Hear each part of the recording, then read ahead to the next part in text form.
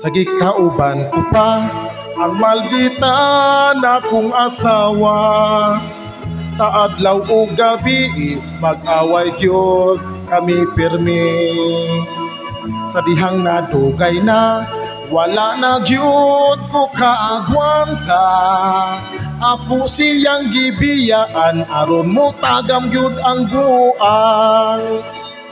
Ito na kabulan sukad ako siyang gibiyaan.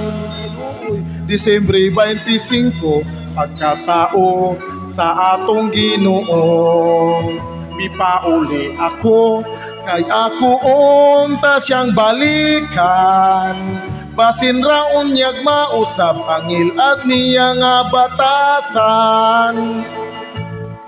Kas bilang paita kay dunanay laing bana. Labing kaayo silang duha. Nakita ko nagromansa. Naglain ang ako ug dili na maagwanta.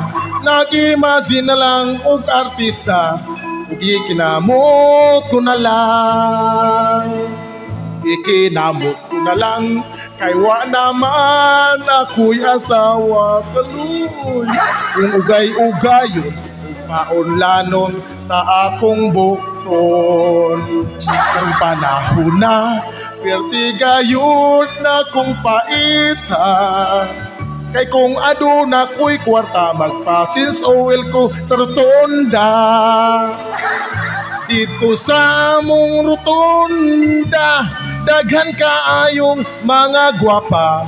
Kung gusto kag tag 50 may pakapin pang karapata. Pag-abot sa tulukan law sa kasakit ako nagyabaw. Sa doktor akong gipatanaw. Kagikagid naman di ay upahaw.